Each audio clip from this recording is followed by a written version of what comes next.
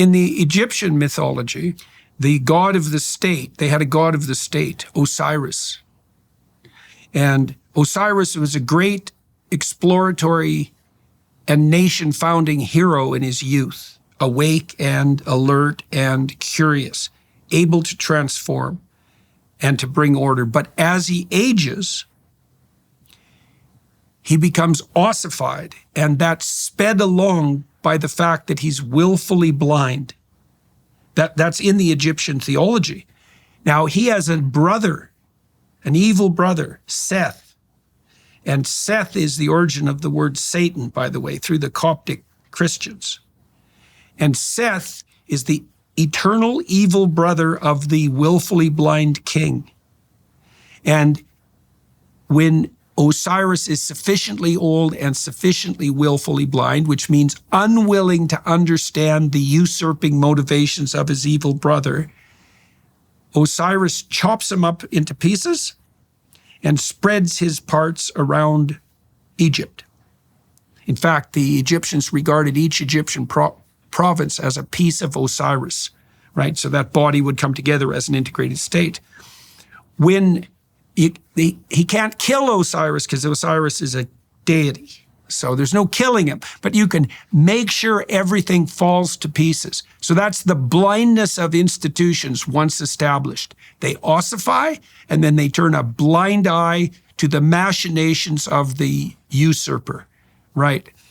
Okay, so Osiris is now scattered all across the landscape. And so things have fallen apart. Right? People say that about their own life. Everything fell apart. His wife is queen of the underworld, Isis, and she rules the domain of the underworld and chaos, which is where you go when things fall apart.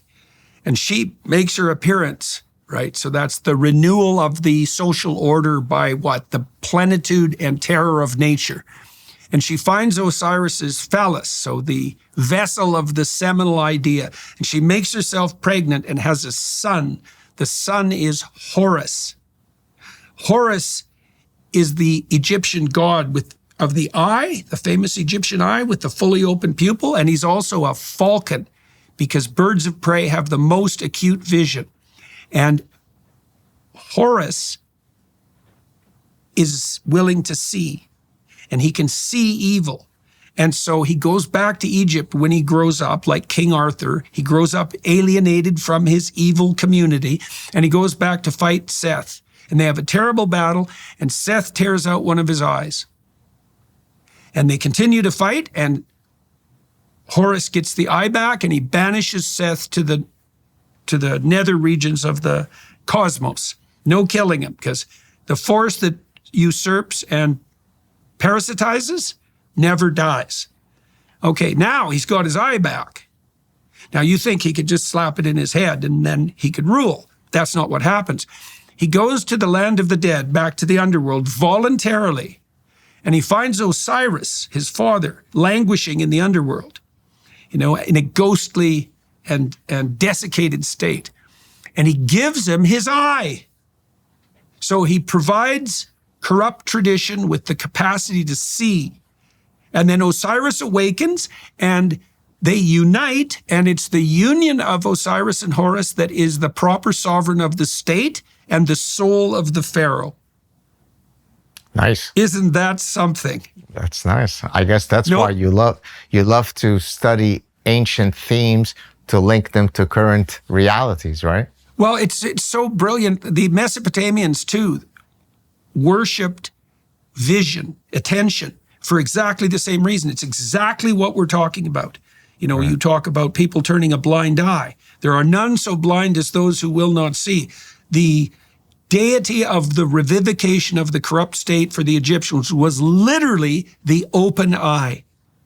Pay attention, right? And for the Mesopotamians, it was twofold. Pay attention and speak the proper words.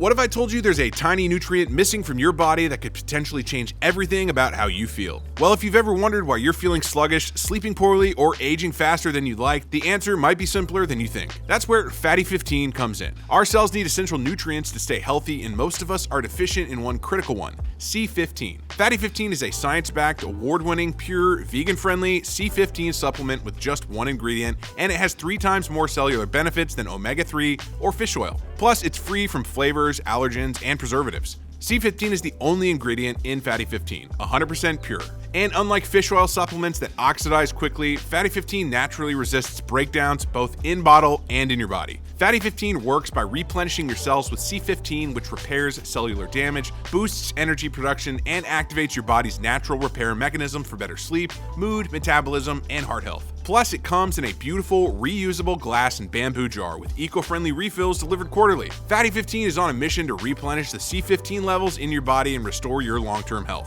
You can get an additional 15% off their 90-day subscription starter kit by going to fatty15.com/Peterson.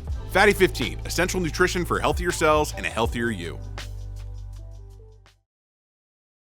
Free associating here. One of the greatest guests I've ever had on my show is a gentleman who, when you translate his pseudonym in English, is Eye of Mosul.